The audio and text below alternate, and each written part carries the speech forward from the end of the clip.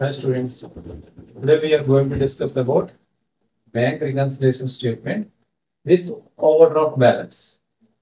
Overdraft balance ఉన్నప్పుడు BRS ఎలా prepare చేయాలి అనేది తెలుసుకున్నాం. అసలు ఓవర్డ్రాఫ్ట్ బ్యాలెన్స్ అంటే ఏంటి? ఓవర్డ్రాఫ్ట్ బ్యాలెన్స్ అంటే ఏంటంటే నెగిటివ్ బ్యాలెన్స్. బ్యాంక్లో నెగిటివ్ బ్యాలెన్స్. బ్యాంక్లో నెగిటివ్ బ్యాలెన్స్ ఎలా వస్తుంది? బ్యాంక్లో జీరో అయిపోతే ఇంకా మనం విత్డ్రా చేసుకోలేం. నెగిటివ్ బ్యాలెన్స్ ఎలా వస్తుందనే క్వశ్చన్ మీకు రావాలి. కంపెనీలు ఏం చేస్తాయంటే వర్కింగ్ క్యాపిటల్ లిమిట్స్ అని చెప్పేసి మన బ్యాంక్లో బ్యాలెన్స్ లేకపోయినా కానీ మన క్రెడిట్ కార్డ్ ఎలా ఉపయోగించుకుంటామో అలా మనం కరెంట్ అకౌంట్ని వాడుకోవచ్చు సర్టెన్ లిమిట్స్ వరకు. ఫర్ ఎగ్జాంపుల్ ఒక 50 లక్షలకి మనకి వర్కింగ్ క్యాపిటల్ లిమిట్స్ ఉంటే మనం 50 లక్షలు ఓవర్డ్రాఫ్ట్ ఉపయోగించుకోవచ్చు అనమాట. మనకి బ్యాంక్లో బ్యాలెన్స్ లేకపోయినా కానీ 50 లక్షల వరకు మనము బ్యాంక్ బ్యాలెన్స్ ని వాడుకోవచ్చు. దాన్ని ఓవర్డ్రాఫ్ట్ బ్యాలెన్స్ అంటాం అనమాట. అంటే ఓవర్డ్రాఫ్ట్ బ్యాలెన్స్ అంటే ఏంటి? నెగిటివ్ బ్యాలెన్స్ చూపిస్తుంది అనమాట. మైనస్ లో చూపిస్తుంది కరెంట్ అకౌంట్. దాని కరెంట్ అకౌంట్ అని కూడా అంటారు. ఓవర్డ్రాఫ్ట్ అకౌంట్ అనేది సెపరేట్ గా ఉంటుంది కంపెనీలో. ఈ వర్కింగ్ క్యాపిటల్ లిమిట్స్ తీసుకుంటే ఓవర్డ్రాఫ్ట్ అకౌంట్ ఓడి అకౌంట్. ఓడి అకౌంట్ లో నెగిటివ్ బ్యాలెన్స్ ఉంటుంది. నెగిటివ్ బ్యాలెన్స్ ఉన్నప్పుడు మనము బ్యాంక్ రికన్సిలియేషన్ ఏ విధంగా చేయాలి? పాజిటివ్ బ్యాలెన్స్ ఉన్నప్పుడు ఎలా చేస్తాం మనం ప్రీవియస్ వీడియోలో చూస్తాం. ఇప్పుడు నెగిటివ్ బ్యాలెన్స్ ఉన్నప్పుడు ఏం చేస్తాం? జస్ట్ థింక్ రివర్స్, దానికి ఆపోజిట్ లో చేయాలన్నమాట. బిఆర్ఎస్ అనేది ఈ బ్యాంక్ రికన్సిలియేషన్ స్టేట్మెంట్. రికన్సిలియేషన్ అంటే ఏంటి? సమన్వయం. రికన్సిలియేషన్ అనేది ఇది బ్యాంక్ పాస్బుక్ క్యాష్ బుక్ మధ్యనే కాదు, మన వెండర్ రికన్సిలియేషన్స్ కానీ కస్టమర్ రికన్సిలియేషన్స్ కానీ ఇది ఇలాగే ఉంటాయి కూడా. వెండర్ రికన్సిలియేషన్ ఏంటంటే వెండర్స్ అంటే సప్లయర్స్. సప్లయర్స్ అంటే మన క్రెడిటర్స్ అన్నమాట. క్రెడిటర్స్ అంటే ఎవరు? మనకి క్రెడిట్ మీద మెటీరియల్ కానీ అసెట్స్ కానీ అమ్మిన వాళ్ళు, వాళ్ళని సప్లయర్స్ అంటాం, క్రెడిటర్స్ అంటాం, సంధి క్రెడిటర్స్ ఆర్ వెండర్స్ అంటాం. వెండర్ రికన్సిలియేషన్ చేసినప్పుడు కూడా ఇదే మెథడ్ ని మనం ఉపయోగిస్తాం. అలాగే కస్టమర్స్ అంటే మనం ఎవరికైతే మన ప్రొడక్ట్స్ సేల్ చేస్తామో వాళ్ళ కస్టమర్స్ అంటాం. వాళ్ళ బుక్స్ మన బుక్స్ కంపేర్ చేసేటప్పుడు కూడా ఇదే పద్ధతిలో ఉపయోగిస్తాం అన్నమాట. అంటే ఏంటి? అకౌంటెన్సీలో రికన్సిలియేషన్ లేకుండా ఏది ఉండదు. ప్రతిరోజు ఏదో ఒక రికన్సిలియేషన్ జరుగుతూనే ఉంటుంది. కాబట్టి రికన్సిలియేషన్ అనేది అకౌంటెన్సీలో చాలా ఇంపార్టెంట్ అన్నమాట. ప్రతి చోట క్యాలిక్యులేషన్ చేయాలి, ప్రతిదీ రికన్సిల్ చేయాలి. వెండర్ బ్యాలెన్స్ మన బ్యాలెన్స్ ఈ రెండింగ్ కి మ్యాచ్ అవ్వాలి.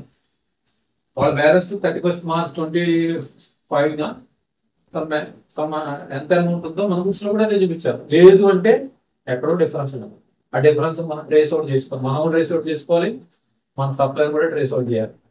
ఇవన్నీ వెండర్ రికన్సిలియేషన్స్ చేసి మనము ఆడిటర్స్ కి సబ్మిట్ చేయాలి. ఆడిటర్స్ పంపిస్తారు వెండర్స్, మా బ్యాలెన్స్ ఎంత ఉంది, మీ బ్యాలెన్స్ ఎంతో పంపించండి. మ్యాచ్ అయితే ఓకే, మ్యాచ్ అవ్వకపోతే ఎక్కడ తేడా వచ్చిందని చూసుకోవాలన్నమాట. అలాగే కస్టమర్స్ కూడా. కాబట్టి ఈ రికన్సిలియేషన్ అనేది ప్రతి చోట మనము వాడతాం, అకౌంట్స్ లో యూజ్ చేస్తాం, ఎక్కువగా యూజ్ చేస్తాం. రికన్సిలియేషన్ ప్రతిదీ ఇదే మెథడ్ లో చేస్తాం అనమాట. ఈ స్టేట్మెంట్ ఏ ఫార్మేట్ లో ఉందో అదే ఫార్మేట్ లో మనము చేస్తే ప్రెజెంటేషన్ బాగుంటుంది, ఈజీగా అర్థం అవుతుంది చూసేవాళ్ళకి. కాబట్టి రికన్సిలియేషన్ అనేది చాలా ఇంపార్టెంట్ అనమాట. Now coming to the point. ఇక్కడ మనము ఓవర్డ్రాఫ్ట్ అంటే ఏంటో చెప్పుకున్నాము. ఓవర్డ్రాఫ్ట్ బ్యాలెన్స్ వచ్చినప్పుడు బ్యాంక్ రికన్సిలియేషన్ స్టేట్మెంట్ ని ఎలా ప్రిపేర్ చేయాలి? మనం బిఆర్ఎస్ అనేది మన థింకింగ్ మీద ఆధారపడి అనమాట. మనం కరెక్ట్ గా థింక్ చేయాలి. చూడండి, the bank overdraft as per cash book on 31st December 2018 is 6,340. అంటే 31st December 2018 మన ఓవర్డ్రాఫ్ట్ బ్యాలెన్స్ 6,340 ఉంది. యాజ్ పర్ మన బుక్స్ ప్రకారం, మన క్యాష్ బుక్ ప్రకారం అంత ఉందన్నమాట. ఓవర్డ్రాఫ్ట్ బ్యాలెన్స్ అంటే మైనస్ లో ఉంది, నెగిటివ్ బ్యాలెన్స్. కింద ట్రాన్సాక్షన్స్ ఉన్నాయి. Interest on overdraft for 6 months ending 31st December 2018 ₹160 is entered in passbook. అంటే ఈ ఓవర్డ్రాఫ్ట్ మీద ఇంట్రెస్ట్ క్యాలిక్యులేట్ చేశారు బ్యాంక్ కార్డ్. 160 రూపీస్ ని వాళ్ళ బుక్స్ లో చూపించుకున్నారు. మన క్యాష్ బుక్ లో మనకు తెలియదు ఇన్ఫర్మేషన్. బ్యాంక్ పాస్బుక్ లో మాత్రమే డెబిట్ చేశారు, మనకి ఆ ఇన్ఫర్మేషన్ రాలేదు. తర్వాత bank charges 30 rupees or debited in the passbook only. ఇది మనకి ఎప్పుడు ఫ్రీక్వెంట్ గా వచ్చేదే, బ్యాంక్ చార్జెస్ బ్యాంక్ వాళ్ళు డెబిట్ చేయడం. ఇది కూడా మనకి బ్యాంక్ స్టేట్మెంట్ తీసుకుంటేనే కానీ తెలియదు. Next checks issued but not at presented but not at cash prior to 31 December 2018 amounting 1160. మనం ఇష్యూ చేసిన చెక్కులు December 31, 2018 లోగా, అంటే మనం బీఆర్ఎస్ ప్రిపేర్ చేసే లోపల అవి క్లియర్ అవ్వలేదు, అంటే మన బ్యాంక్ అకౌంట్ లో డెబిట్ అవ్వలేదు, అంటే మన బ్యాలెన్స్ తగ్గిపోలేదు అప్పటి వరకు. Next checks paid in to bank but not clear before 31 December 18 for rupees 2017. Checks deposit ఇదేంటి ఇష్యూడ్, మనం మన సప్లయర్స్ కి ఇచ్చిన చెక్కులు చెక్స్ ఇష్యూడ్ అంటే మన బ్యాంక్ బ్యాలెన్స్ తగ్గిపోతుంది కానీ క్లియర్ అయింది. రెండోది ఏంటి, checks deposit paid into bank అంటే డిపాజిటెడ్ ఇంటూ బ్యాంక్, అంటే మన కస్టమర్స్ మనకి ఇచ్చారు చెక్కులు, మనం ఆ చెక్కులు కనుక డిపాజిట్ చేసినట్టయితే మన బ్యాలెన్స్ బ్యాంక్ బ్యాలెన్స్ పెరుగుతుంది అనమాట. ఈ రెండు checks paid into bank but not cleared before 31 December, clear అవ్వలేదు. తర్వాత interest on investments collected by the bank and credited the passbook only. మన ఇన్వెస్ట్మెంట్ మీద ఇంట్రెస్ట్ వచ్చింది, ఆ ఇంట్రెస్ట్ ని బ్యాంక్ వాడు ఏం చేశాడు, మనకి బ్యాంక్ వాడు వాళ్ళ పుస్తకాల్లో చూపించాడు, క్యాష్ బుక్ లో రాలేదు. Interest on investments collected by the bank and credited in the passbook. మన బ్యాంక్ వాడు మన ఇన్వెస్ట్మెంట్ మీద ఇంట్రెస్ట్ ని కలెక్ట్ చేసి వాడికి మాత్రమే తెలుస్తున్న ఇన్ఫర్మేషన్, వాళ్ళు చెప్పే బ్యాంక్ స్టేట్మెంట్ చూసుకునే దాకా మనకు తెలియదు అనమాట. పాస్బుక్ లో రికార్డ్ అయిపోయింది కానీ క్యాష్ బుక్ లో అవ్వలేదు. నెక్స్ట్ దీన్ని ఎలా చూపిస్తాం, forward of balance as per cash book ఎంత 6340 చూపించాం. 6340 మనకి క్యాష్ బుక్ ప్రకారం ఓవర్ ఆఫ్ 6340 ఉంది. Next interest on over draft for 6 months ending 31 December 2018 160 entered in passbook. అంటే ఇంట్రెస్ట్ ఆన్ ఓవర్ డ్రాఫ్ట్ అంటే ఏంటి, ఎక్స్పెండిచర్ అనమాట. 160 రూపీస్ పాస్బుక్ లో మాత్రమే ఎంటర్ చేశారు, క్యాష్ బుక్ లో పడలేదు. అంటే 160 రూపీస్ ఏమైనట్టు, క్యాష్ బుక్ లో ఎంట్రీ పడలేదు, పాస్బుక్ లో ఏమైంది, మన పాస్బుక్ లో ఈ ట్రాన్సాక్షన్ వల్ల పాస్బుక్ లో స్టేటస్ ఏంటనేది తెలుసుకోవాలి. 160 రూపీస్ బ్యాంక్ వాడు interest on over draft charge చేశాడంటే పాస్బుక్ లో ఏంటి స్టేటస్, మన ఓవర్ డ్రాఫ్ట్ బ్యాలెన్స్ పెరిగింది పాస్బుక్ లో. ఓవర్ డ్రాఫ్ట్ బ్యాలెన్స్ పాస్బుక్ లో పెరిగిందంటే డెబిట్ చేసాడంటే ఓవర్ డ్రాఫ్ట్ పెరుగుతుంది automatic. Bank charges expenditure cash book లో మనం చూపించలేదు, అంటే క్యాష్ బుక్ బ్యాలెన్స్ ప్రకారం ఓవర్ డ్రాఫ్ట్ బ్యాలెన్స్ ఏమవుతుంది, తప్పు చూపిస్తాం. కాబట్టి మనం యాడ్ చేస్తాం 160 rupees. Interest debited in passbook but not entered in cash book 160 rupees add చేస్తాం. అలాగే next interest on over draft for bank charges 30 rupees bank వాడు డెబిట్ చేసేసాడు. అంటే బ్యాంక్ వాడు 30 రూపీస్ డెబిట్ చేస్తే మనం క్యాష్ బుక్ ప్రకారం బ్యాలెన్స్ తీసుకున్నాం కాబట్టి ఈ ట్రాన్సాక్షన్ వల్ల పాస్బుక్ లో స్టేటస్ ఏంటనేది మనం అర్థం చేసుకోవాలి. బ్యాంక్ చార్జెస్ బ్యాంక్ వాడు డెబిట్ చేసాడంటే మన ఓవర్ డ్రాఫ్ట్ బ్యాలెన్స్ ఏమవుతుంది అనమాట, మైనస్ బ్యాలెన్స్ ఇంకా మైనస్ అవుతుంది, పెరుగుతుంది అనమాట.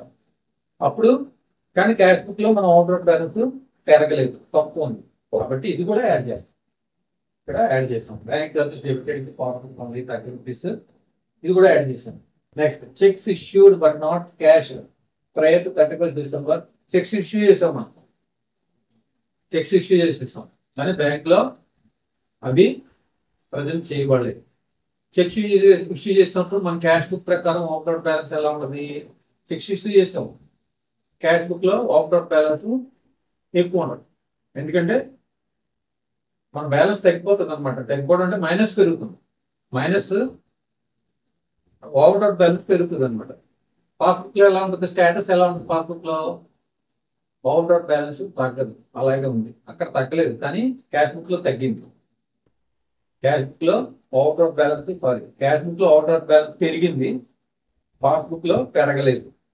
పాస్బుక్ లో పెరగలేదు కాబట్టి మనం ఏం చేస్తాం, క్యాష్ బుక్ లో పెరిగింది కాబట్టి లెస్ చేస్తాం అన్నమాట.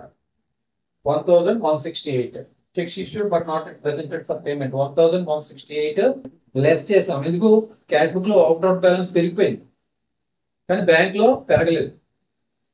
ఎందుకని, చెక్స్ ఇష్యూ చేసాం కానీ క్లియర్ అవ్వలేదు కాబట్టి లెస్ చేసాం. ఇక్కడ next ఏంటనమాట, Checks deposited into the bank but not cleared before 31st December 2018 was 2170.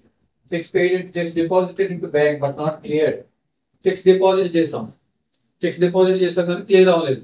Checks deposit చేసిన వెంటనే మనం ఎంట్రీ వేసేసుకుంటాం. చెక్స్ ఇష్యూ చేసినా చెక్స్ డిపాజిట్ చేసినా ఎంట్రీలు వేసేసుకుంటాం. Cheques deposited into bank entry pass చేసుకున్నాం.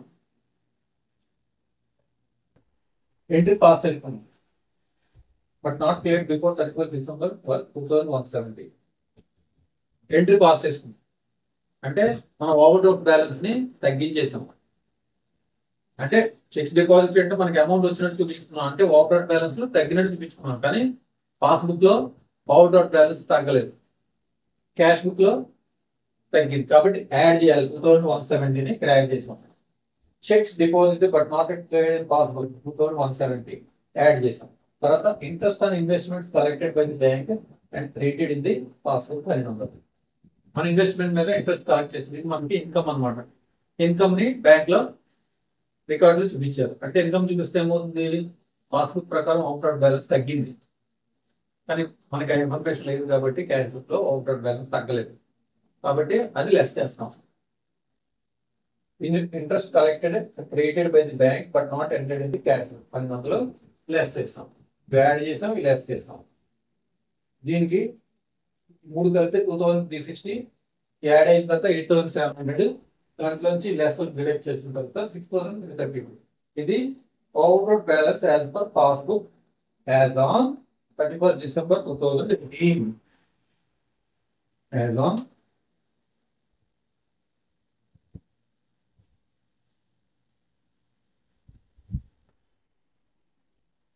ఈ విధంగా చేయాలి. అంటే ఏంటి, మనం ఒక ఇది బ్యాలెన్స్ ఏ బుక్ ప్రకారం తీసుకున్నామో చూడాలి. చూసి మన క్యాష్ బుక్ ప్రకారం తీసుకుంటే పాస్బుక్ ప్రకారం ఎలా ఉంది స్టేటస్ బ్యాంక్ లో, ఈ ట్రాన్సాక్షన్ వల్ల ఆపోజిట్ బ్యాలెన్స్ స్టేటస్ ఏంటి, దానికి దీన్ని ఈక్వల్ చేయాలి. అక్కడ తగ్గింది, ఇక్కడ తగ్గలేదు కాబట్టి ఇక్కడ తగ్గించాలి. అక్కడ పెరిగింది, ఇక్కడ పెరగలేదు కాబట్టి ఇక్కడ పెంచాలి. అట్లా చూడాలన్నమాట. ఒక బుక్ ప్రకారం తీసుకుంటే రెండో బుక్ కి ఈక్వల్ చేయాలి, సమన్వయం రికన్సిల్ చేయాలన్నమాట. అక్కడ స్టేటస్ ఎలా ఉంది ఈ ట్రాన్సాక్షన్ వల్ల, అక్కడ ఎలా ఉంది ఇక్కడ అలా చేయాలి. అక్కడ పెరిగితే ఇక్కడ పెంచాలి, అక్కడ తగ్గితే ఇక్కడ తగ్గించాలి. అట్లా అన్నమాట. Okay, thank you.